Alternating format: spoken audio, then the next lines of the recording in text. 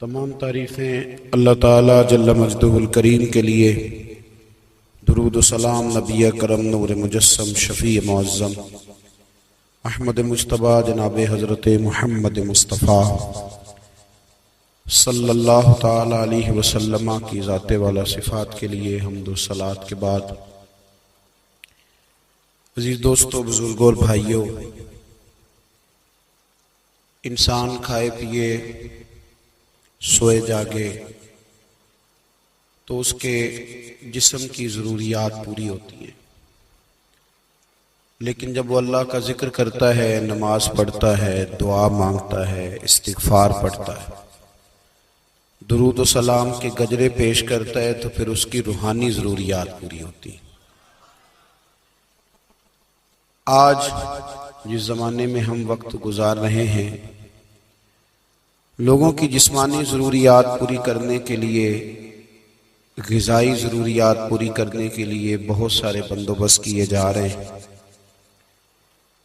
لیکن جتنا لوگ اپنی ظاہری ضروریات میں خود کفیل ہوتے جا رہے ہیں، اتنا ہی زیادہ وہ روحانی طور پر کمزور ہوتے جا رہے ہیں۔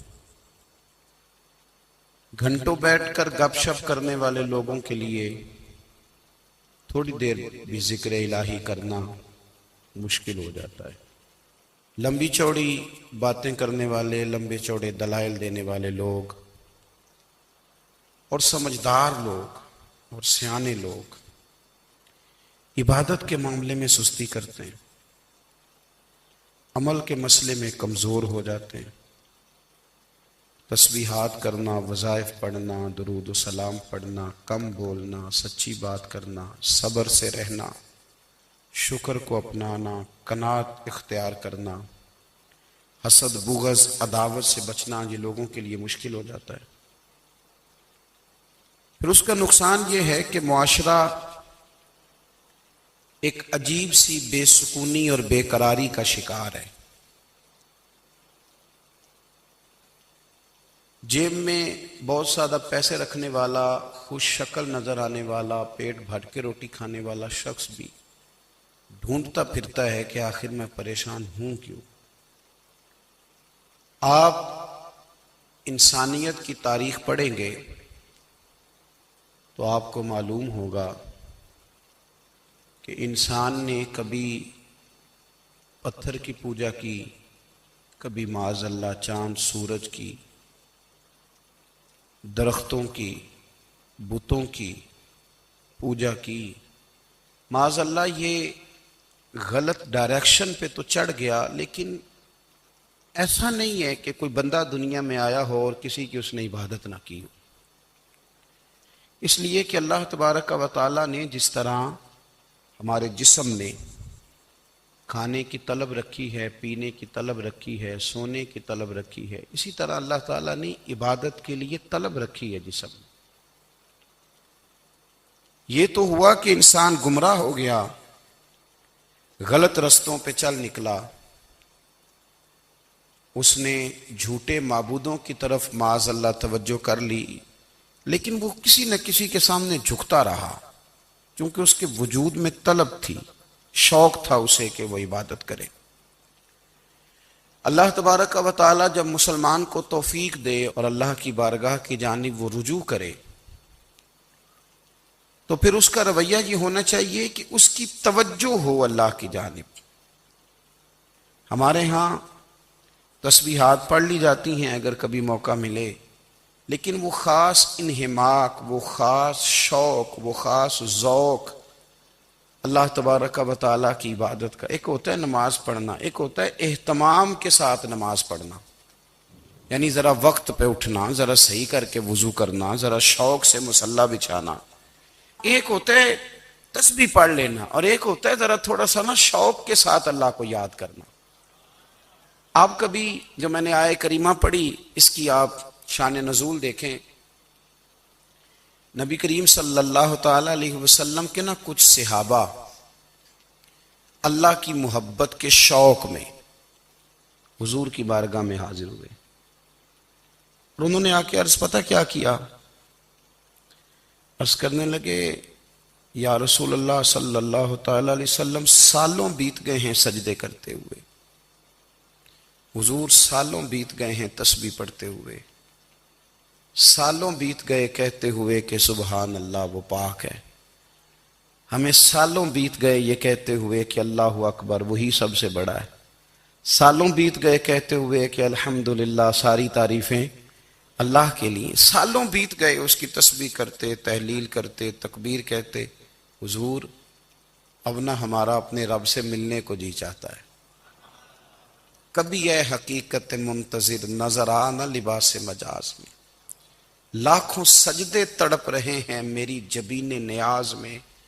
اور اقبال کہنے لگے کہ تیرے عشق کی انتہا چاہتا ہوں، تو میری سادگی دیکھ کیا چاہتا ہوں، میرا ذرا سا تو دل ہے مگر شوق اتنا، میں وہی لن ترانی سنا چاہتا ہوں۔ میرا بھی دل کرتا ہے کہ اللہ میں تجھے کہوں میں تجھے دیکھنا چاہتا ہوں، جس طرح حضرت موسیٰ کلیم علیہ السلام نے کہا تھا، اور تو مجھے کہے کہ لن ترانی تو نہیں دیکھ سکتا، ذرا سا تو دل ہے مگر شوق اتنا، میں بھی وہی لن ترانی سنا چاہتا ہوں۔ پھر کہنے لگے بھری بزم میں راز کی بات کہہ دی، بڑا بے ادب ہوں سزا چاہتا ہوں۔ دیکھو سب لوگوں کے بیچ ہی میں نے یہ کہہ دیا۔ میرے عزیز صحابہ نہ شوق میں، کتنے سارے لوگ ہیں آپ، کتنی ماشاءاللہ بڑی تعداد میں آپ آئیں، ہم بھی کبھی اس شوق میں گئے ہیں کہ ہمارے رب کو دیکھنے کو دل چاہتا ہے، ہمارا جی چاہے وہ کبھی ہمیں ملے، ہم کبھی اس کی زیارت کریں، اس کی بارگاہ کرم میں ہم حاضر ہوں۔ صحابہ نے عرض کیا یا رسول اللہ صلی اللہ تعالی علیہ وسلم ہمارا رب کہاں ہے؟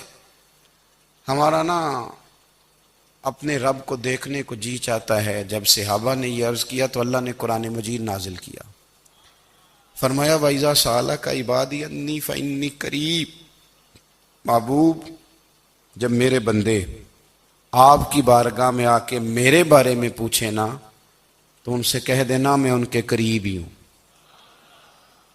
قریب ہی ہوں۔ دلیل کیا ہے؟ آئی اذا دان، یہ جب بھی مجھ سے دعا مانگیں گے میں ان کی دعاؤں کو قبول فرماؤں گا، میں ان کے قریب ہوں، میں ان کے قریب ہوں۔ یہ جب بھی دعا مانگیں گے نا میں قبول کروں گا، میں ان کے قریب ہوں۔ اللہ تبارک و تعالیٰ کے بندے اللہ سے محبت کرتے، رب کی بارگاہ میں جھکتے، اس کو اپنے دکھ سناتے، اس کے پیارے محبوب صلی اللہ تعالیٰ علیہ وسلم کا وسیلہ لے کے اس کے حضور حاضر ہو جاتے، پیشانیاں سجدوں سے روشن ہوتی۔ ہم نہ ہر چیز کے لیے وقت نکالتے ہیں، ہر چیز کے لیے، لیکن عبادت کے لیے وقت نہیں نکالتے۔ ہر شے آباد ہے، ہر شے، ہماری فیس بک بھی آباد ہے، واٹس ایپ بھی آباد ہے، ہمارے ٹویٹر بھی آباد ہیں، ہماری ہر چیز آباد ہے۔ سب سے کم آباد ہمارا مصلی رہ گیا ہے، سب سے کم۔ وہ لوگ اب ڈھونڈنے سے ملتے ہیں جن کی بغل میں مصلی ہوتا تھا۔ میرے بھائی آپ کتنا کو دنیا کے پیچھے بھاگو گے تھکا دے گی، کتنا دولت کے پیچھے بھاگو گے تھکا دے گی۔ آپ جب اپنی زندگی میں جمع تفریق کرو گے نا تو مرتے وقت احساس ہوگا کہ سارا کچھ تو لوگوں کے لیے کیا، اپنے لیے تو کر ہی کچھ نہیں سکے۔ اور ہم عبادت کے معاملے میں بہانے بازی بھی کرتے ہیں، ہم کہتے ہیں اوہو رزق کمانا بھی تو عبادت ہی ہے نا، تو میں حلال روزی کے لیے جا رہا ہوں، یہ بھی تو عبادت ہے نا۔ میری طرح کے لوگ کہہ دیتے ہیں کہ میں سویرے اٹھ کے مدرسے میں کچھ اسباق دیکھتا ہوں تو یہ بھی تو عبادت ہے، میں بیان کرنے کے لیے مطالعہ کرتا ہوں تو یہ بھی تو عبادت ہے نا، اتنے لمبے سفر کر کے ملک میں دنیا میں گھومتا ہوں تو یہ بھی تو میں عبادت ہی کر رہا ہوں۔ اب اسپیشل نفلوں کے لیے وقت کس طرح نکلے، اسپیشل کر کے تسبیح میں کیسے چلاؤں، میں سارا کچھ ہم بہانے بنا لیتے ہیں نا۔ میرا سوال یہ ہے کہ یہ ساری باتیں صحابہ کو، نبی کریم کو، دیگر لوگوں کو بھی تو پتہ تھی نا، لیکن آپ غور تو کریں 23 سال حضور کو وقت ملا، مختصر وقت ظاہراً تبلیغ کرنے کے لیے، پوری دنیا میں دین بھی پھیلانا ہے۔ گھر میں 11 ازواج ہے، 4 بیٹیاں ہیں، ان کی اولادیں، سارے کام کاج بھی دیکھنے، لیکن سیدہ طیبہ طاہرہ حضرت عائشہ صدیقہ رضی اللہ تعالیٰ عنہ فرماتی ہیں سارا دن تبلیغ کرتے، ہر غلام کے دکھ سنتے، گھر میں آتے تو اپنے گھر والوں کا خیال کرتے، کام میں ہمارا ہاتھ بٹاتے۔ قربان جاؤں، کہتی ہیں زمانہ سارا سو جاتا لیکن آمنہ کے لال مصلی بچھا لیتے۔ دنیا سو گئی، ساری سب سو گئے، جو خدام تھے، وہ جو غلام تھے، وہ سو گئے۔ صحیح مسلم نے لفظ ملیں گے، سیدہ پاک فرماتی ہیں او میرے نبی کے غلاموں، میں نے یہ رنگ بھی دیکھا ہے کہ حضور نے اتنا کھڑے رہے، اتنا قیام کیا، اتنا قیام کیا کہ مقدس پیروں میں ورم آ گئے، سوج گئے پیر، اتنے بڑے۔ دل پہ ہاتھ رکھ کے نہیں بتا سکتا کہ میرے کبھی نماز میں پیر سوج گئے، کوئی نہیں بتا سکتا۔ بچوں کی روٹی کماتے تھک گئے بات الگ ہے، ہم سیر کرنے گئے تو تھک گئے بات الگ ہے، لیکن عبادت میں یہ بھی تو مسلم شریف ہے نا، یہ بھی تو دین ہے نا، یہ بھی تو حضور کی سنت ہے، یہ بھی تو وہ چیز ہے جو کریم کی آنکھوں کی ٹھنڈک ہے۔ سیدہ فرماتی ہیں پیروں میں ورم آ گئے، اور ساری رات ہی حضور نے نماز پڑھی اور ایک ہی آیت بار بار دہرائی۔ مسجد نبوی میں بلال حبشی نے فجر کی اذان دے دی اور حضور ابھی مصلی پہ تھے، کریم فارغ ہوئے، میں نے عرض کی یا رسول اللہ صلی اللہ علیہ وسلم، آپ کے تو صدقے اللہ اگلے پچھلوں کے گناہ معاف کرے گا، تو آپ اتنی آہوزاری کیوں فرماتے ہیں؟ آپ تو شفیع ہیں، آپ تو انبیاء کے امام ہیں۔ تو حضور نے فرمایا عائشہ تم نے گنوایا ہے نا میرے اللہ کی مجھ پر کتنی رحمت ہے، افلا اکون عبدا شکورا، فرمایا اگر اس نے اتنی نعمتیں دی ہیں تو کیا میں اس کا شکر گزار بندہ نہ بنوں؟ میں شکر گزار بندہ نہ بنوں اس کا؟ پھر اگر اتنی نعمتیں اس نے دی ہیں، مجھے اتنا نوازا ہے، تو پھر میں اس کے سامنے سجدے نہ کروں؟ او میرے بھائی، بڑے قابل فخر لوگ ہیں ہم کہ ہم نبی پاک کے غلام ہیں، ہم قابل فخر ہیں کہ نبی کریم کے غلام ہیں۔ کیا کبھی اس غلامی کے شکرانے میں بھی 2 نفل پڑھے کہ یا اللہ تیرا شکر ہے تو نے ہمیں حضور کا غلام بنایا ہے؟ یاد رکھیں کہ اپنی روحانی زندگی کو آباد کریں، استغفار پڑھیں، تسبیحات کریں۔ حضرت عبداللہ ابن عمر رضی اللہ تعالیٰ عنہ حضرت عمر کے صاحبزادے، مکہ مکرمہ میں ان کی قبر ہے۔ میں نے جب انہیں پڑھا تو مجھے ان سے بڑا پیار ہو گیا، لیکن آپ کو پتہ ہے وہاں جا کے کسی شخص کا مزار تلاش کرنا یا پوچھنا ایک مشکل کام ہوتا ہے۔ تو ایک دفعہ میں مکہ شریف میں حاضر تھا، تو ایک گاڑی والا ڈرائیور مجھے کہنے لگا کہ مولانا میں آپ کو جانتا ہوں، مجھے آپ سے محبت ہے، ایک بات بتاؤں آپ کو؟ میں نے کہا بتاؤ۔ کہنے لگے حضرت عبداللہ ابن عمر کی قبر دیکھنی ہے۔ میں نے کہا یہ تو نہیں کہہ رہا، یہ کسی نے بندوبست کرایا ہے، یہ اللہ نے تیرے دل میں بات ڈالی ہے، یہ ہو گیا تو لے چل مجھے۔ حضرت عبداللہ ابن عمر کو نبی پاک نے فرمایا تھا راجل صالح، یہ نیک بندہ ہے، یہ متقی آدمی۔ حضرت عبداللہ ابن عمر رضی اللہ تعالیٰ عنہ سیدنا فاروق اعظم رضی اللہ تعالیٰ عنہ کے صاحبزادے ہیں، اور ان کی ہمشیرہ سیدہ حفصہ رضی اللہ تعالیٰ عنہ حضور کی زوجہ محترمہ ہے۔ ایک دن اپنی ہمشیرہ سے کہنے لگے کہ نبی کریم صلی اللہ تعالیٰ علیہ وسلم گھر میں آئے نا، اور اگر حضور غم امت میں پریشان نہ ہوں، طبیعت کو حشاش بشاش دیکھو، تو ذرا پوچھنا تو صحیح حضور کا میرے بارے میں کیا خیال ہے، پوچھنا تو صحیح کہ کریم کی بارگاہ میں میرا کیا مقام ہے، میرے بارے میں حضور کیا فرماتے ہیں۔ اب بہن کو کام بتائے، اور بتائے بھی بھائی، اور پھر بہن وہ کام نہ کرے، یہ تاریخ میں ہوتا نہیں۔ حضرت عمر فاروق رضی اللہ تعالیٰ عنہ کی صاحبزادی ام المومنین رضی اللہ تعالیٰ عنہ فرماتی ہیں کہ میں تو بس منتظر تھی، انہوں نے تو کہا تھا نا کہ اگر تم حشاش بشاش دیکھو تو بات کرنا، لیکن حضور تشریف لائے، میری باری تھی، میرے گھر تشریف لائے، کھانا پیش کیا تو فوراً میں نے عرض کی حضور ایک بات پوچھنی تھی۔ حضور نے فرمایا پوچھئے۔ میں نے عرض کی حضور میرے بھائی عبداللہ ابن عمر کے بارے میں آپ کا کیا خیال ہے؟ نوجوانوں میری بات پہ غور کرنا، میرے بھائی کے بارے میں آپ کا کیا خیال ہے؟ تو نبی کریم صلی اللہ تعالیٰ علیہ وآلہ وسلم نے میری طرف دیکھا، اور پھر حضور زیر لب تھوڑا مسکرائے، اور بریلی کے امام کہتے ہیں کہ حضور مسکرا دیتے تھے نا تو جو بڑا دکھی ہوتا تھا وہ بھی ہنس پڑتا تھا۔ اب سوال پیدا ہوتا تھا کہ پھر تو اس مسکراہٹ کے لیے انتظار کرنا پڑتا ہوگا کئی کئی مہینے کہ حضور مسکرائیں تو رونے والے ہنسیں، تو اعلیٰ حضرت فرماتے نہیں، انتظار نہیں کرنا پڑتا، یہ مسکراتے رہنا تو حضور کی عادت ہے۔ جس کی تسکین سے روتے ہوئے ہنس پڑے اس تبسم کی عادت پہ لاکھوں سلام۔ یعنی یہ تو عادت ہے حضور کی مسکراتے رہنا، اس کے لیے انتظار نہیں کرنا پڑتا۔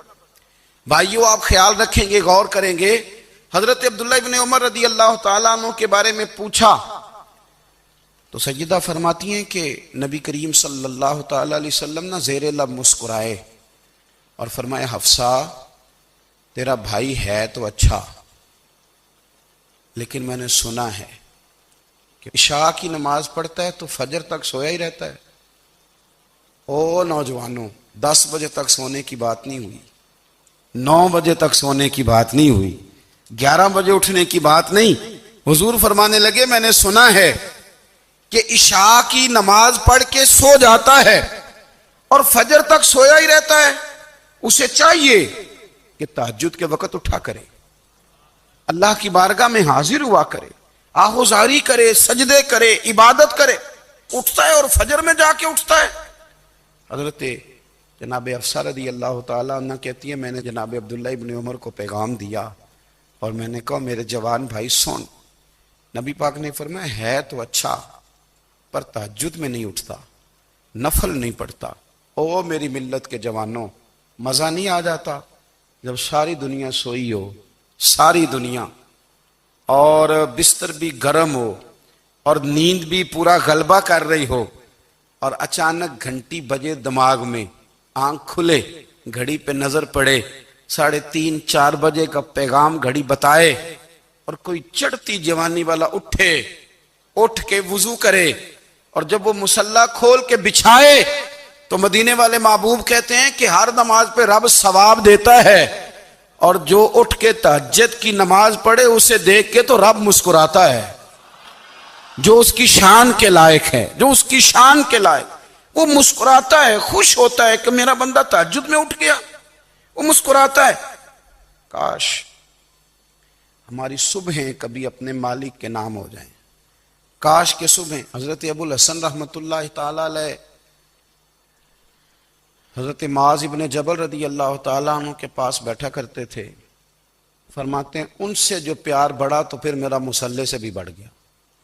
تابعی ہیں، فرماتے ہیں صحابی رسول سے محبت ہوئی تو ذکر سے بھی ہو گئی، پھر درود شریف سے بھی ہو گئی، محبت ان سے بڑھی تو پھر اللہ نے مسجد کا پیار بھی بڑھا دیا۔ آپ فرماتے ہیں کہ میری ہر وقت طبیعت چاہتی تھی کہ بس اللہ اللہ کروں، بس اللہ اللہ کروں، بس نہ میں ذرا تھوڑی جان چھڑاؤں لوگوں سے، کو 10 منٹ ملے تو میں کو 4 نفل پڑھ لوں، میں تھوڑا سا نہ بچوں لوگوں سے، اور مجھے تسبیح ملے تو میں نہ